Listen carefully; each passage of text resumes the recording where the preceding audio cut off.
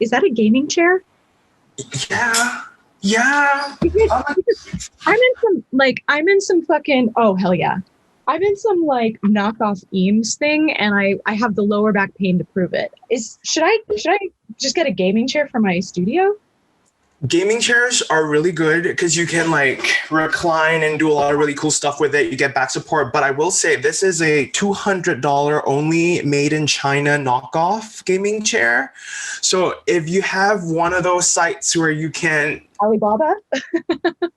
yeah, if you have that, you might have to assemble it yourself though. I think all gaming chairs you kind of have to assemble it yourself. Yeah, I buy that. Invest in one if you can. I think I might, because this chair is kind of killing me. It's like a great investment. I want to get my mom one of these, even though she doesn't game, but like she watches Korean dramas from her computer and like Netflixes it all the time. So I think it would be beneficial for her. So cute. You and mom and matching gaming chairs is so sweet. Get her a nice purple one. Yeah. Okay. I've been excited for this interview also because I've been a fan for a while now.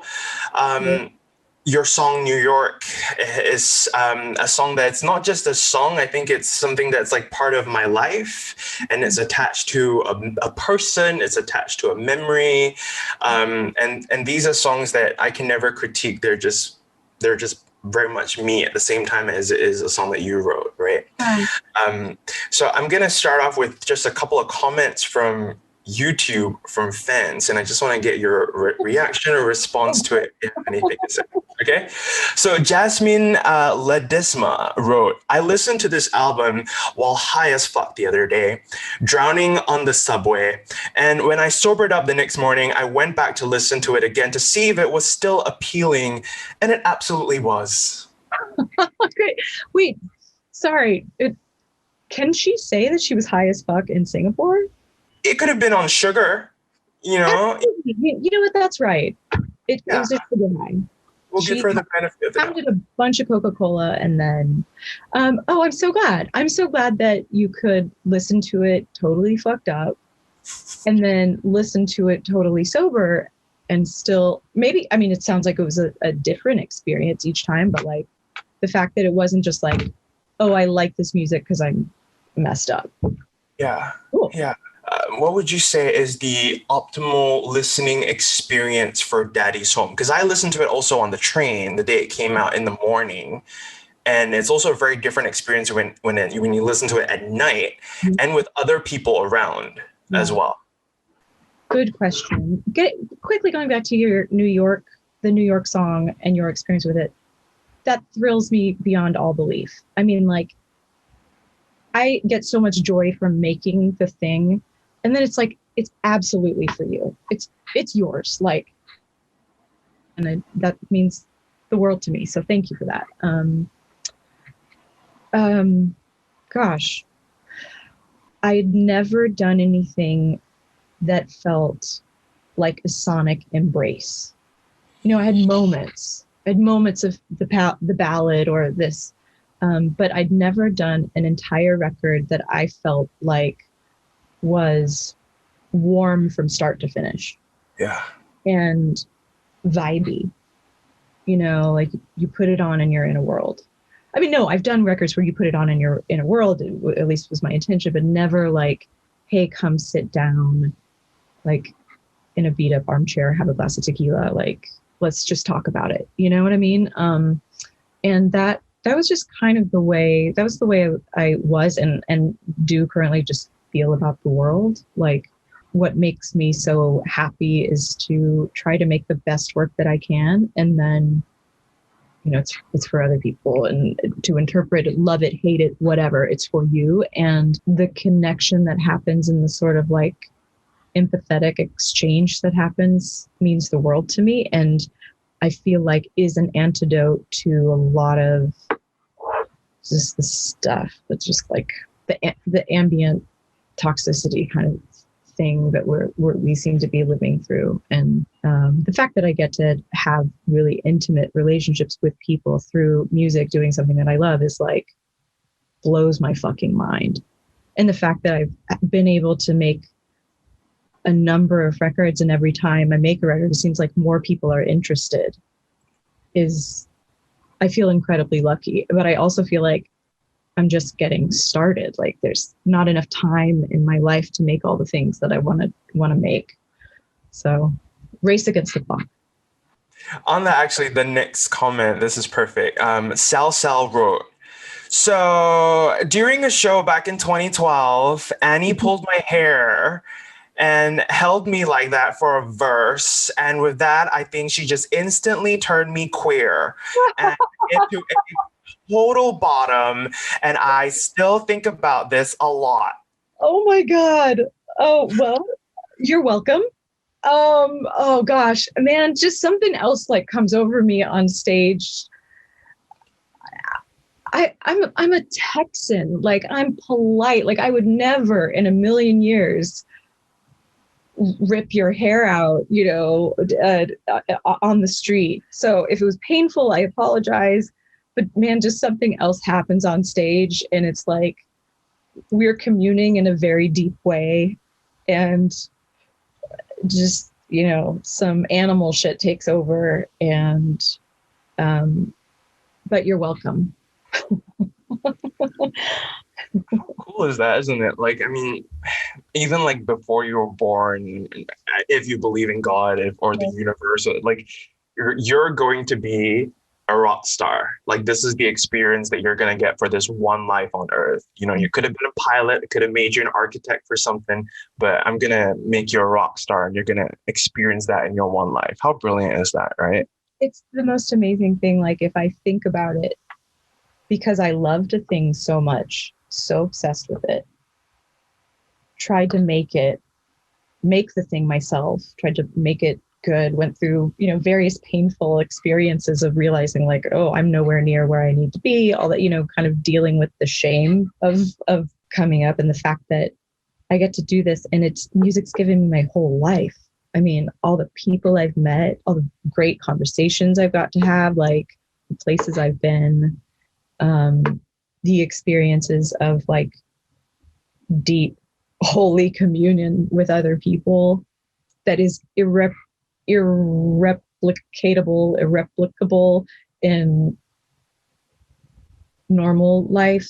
Mm-hmm. There's not a substitute for a live show. I mean, even neurologically speaking, like what happens to us when we go into the same room together and listen to music together, like all kinds of things happen neurologically where the end result is people have more empathy, which is like a miracle. And a miracle, and we need it. Like we need community, we need empathy, we need to be able to, people need to be able to go to a show and like lay their burden down. It's like, it's really magic. I don't have another word for it except like magic. It's magic that this like, sound waves travel through air and do this to a group of people. You can't enjoy music without being vulnerable, isn't it? Yeah. Even if it's a dance song, dance itself is to be vulnerable. Absolutely. Absolutely. Is to let yourself go, is to be free. Yeah. It's fucking deep. And the more that I do, but the more that I do play music, the more I feel like I have no control over it. Like the more I feel like it is a force outside me that I'm lucky enough to still have visit me. That's your role in this life, and you do it responsibly, and you're doing it well, and take it in that praise. I don't know how to do that, but yeah. Which brings me to this question I wrote down. If you were not St. Vincent, would you be a fan of St. Vincent? Oh God. It's interesting. I spent the day finishing up final mixes for my friend Carrie Brownstein and I made a movie called The Nowhere Inn, and it has a soundtrack. And so I was finishing up the soundtrack, and it was stuff that I worked on, I don't know, 2 years ago now, but that I was just revisiting, and I was like, oh, I fucking love this. This is cool. Like I was really into it. It's like, oh, this is wild and out, but I'm super into it. So I definitely make music that I love, but I'm not one of those people who is like walks into the club and insists that they like put on their music, or like is at their own party and puts their own record on. Does anyone ever do that though? Like, you would be surprised. And it is the craziest thing I can possibly contemplate. It seems so insane to me, like such a weird act of like crazy hubris. I don't understand it at all, but people do it. Sure. Can you listen to it? Like, I'm curious how you listen to your music. Do you still like critique your own music as you're listening to it? Or do you like maybe 5 years down the road, you listen back to a first album and you're like, oh, maybe I would have switched things up? Oh gosh. I mean, you would do anything differently for better or worse at a different point in time, because we are in a moving picture, but an album is like a photograph. Sure, I'd make different decisions now, but that misses the point of capturing where you were then. Yeah, this is where I was, and this is a record of where I was and what I was feeling and thinking, and what was happening in my life, and I was trying to write honestly about that. And sometimes going back to, especially to very early work, to me is like looking at a high school photo. You're like, ooh, not a great haircut, or whatever. You kind of have that feeling toward it. But I don't like spend a lot of time looking back. And I also have a newfound compassion for, former iterations. But I went back and listened to Mass Seduction probably a year ago or something, sometime in quarantine. And I was like, this is a weird fucking record. I'm super into it. I'm like, this is a very like abrasive sounding, like kind of record. It's very straight. And I think I was thinking about that because there seems to be. Uh-oh, okay. This fell out and my light broke off. I'm so sorry. Oh no! This has never happened. I will just hold it like that. We got it. Is your light broken? No, it just fell. And my mic stand kind of broke off the table. Oh, no. Everything just continuing to fall apart. Oh my God. No. Keep going. Is it fixable? I actually, my boyfriend just got me a new microphone, so I'm gonna have to figure out how to get a stand for this Shure mic. But I'll go pick up a stand later on. Yeah, maybe it's time to upgrade. Maybe this was the sign. I upgrade the mic, you upgrade the chair.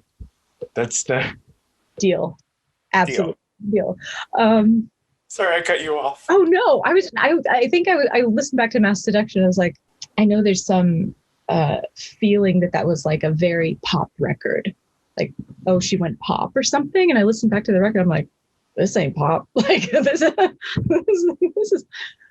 like, I don't. This is weird to me, at least, So that was funny to kind of go back and listen to, but it was a cool record. I'm still psyched about it. I'm gonna skip this next question, and I'm just gonna go and ask if you could respond to this. So I also host a podcast here in Singapore. It's a gay themed podcast, and I'm not sure if you're aware of what the situation is like in Singapore, but for many years now, there is a law that criminalizes sex between men in public or in private. It's been that way for a very, very long time. So for me to do a gay podcast like that is a huge leap of faith. We are trying to repeal that law. Unfortunately, we also are not allowed to have any positive portrayals of LGBTQ plus people in the media, on newspapers or radio or TV. So if I may, because whenever I do interviews, if the artist is willing, I try to ask if you can offer some advice or some encouragement to your fans here in not just Singapore, but I think in Southeast Asia. This is like a thing that affects us a lot. Mm-hmm. What would you say as some words of encouragement? I would just say you're special and beautiful, and you have nothing to be ashamed of. And I'm sorry you're in this predicament. And you're incredibly brave for doing what you're doing. And I know that you will change it. Like, I know that you will be one part of a greater change. And by doing so, you will create way less human suffering. And that's the best thing, Yeah.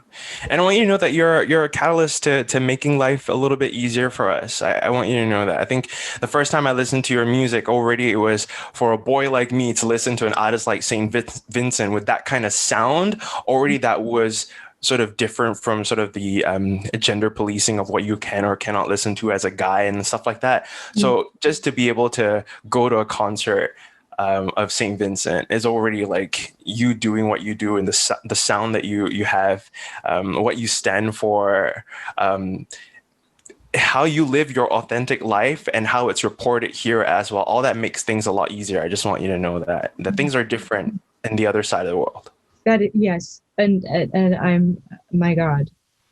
Well, you guys are incredibly brave, and it's an it's an honor. I hope I earned the privilege of your time today. More. Thank you. It's gonna make me listen to your music even more.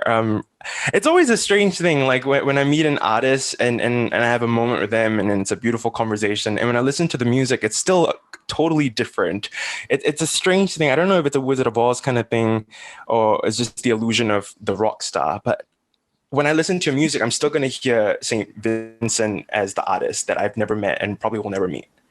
I completely I Yeah. completely do. I mean, I have felt that way about musicians who I love. Like, how do I square this with this? This is so, it's so interesting that somebody who makes incredibly heavy music is like quiet and shy, or all these like Yeah. boxes, you know.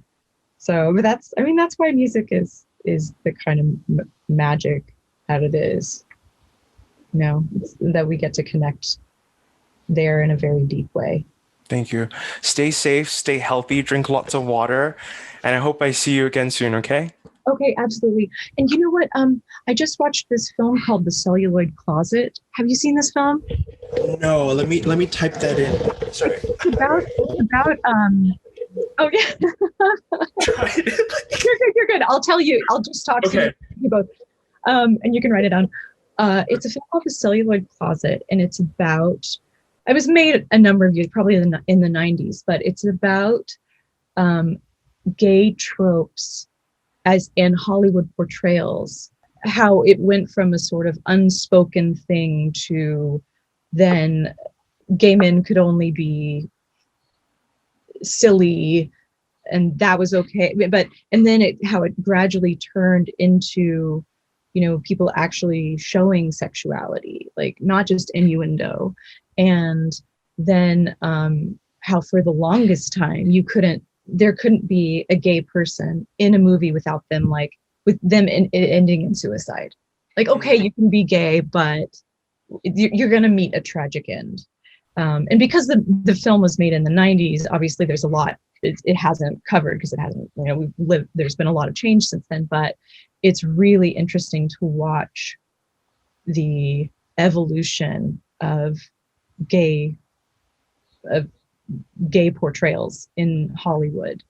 And it is nice too, in a way, even though it's incredibly sad and inane and difficult. It's nice to watch kind of the slow arc toward progress.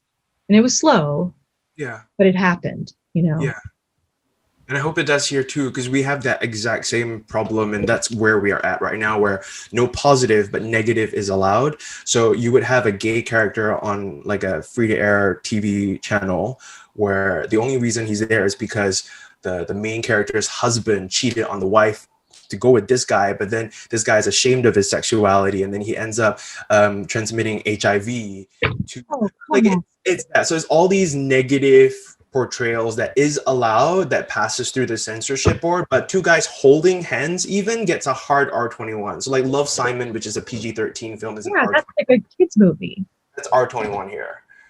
Oh So my. like it's the highest, like an NC-17 in the US. So But yeah, you doing what you're doing is so brave, and will definitely be part of a change, because it will change. It must change. I really hope so. Yeah, with Yeah. increased visibility, within, you know, with increased and just destigmatizing all that stuff, getting getting images of LGBTQ people in whose lives don't end in ruin, you know? Yeah. Yeah. Yeah. Who have happy lives and healthy relationships and, you know, a bright future. Yeah. Yeah. There's so much more I can tell you about about this, and I feel like we can go on about this. I just hope I'm not taking time away from the next person who's going to interview you. But thank you for sitting with me, and I hope that you'll stay safe and healthy. Thank you. You too. I love this conversation, and good on you. Fucking proud of you for doing what you're doing, being so incredibly brave.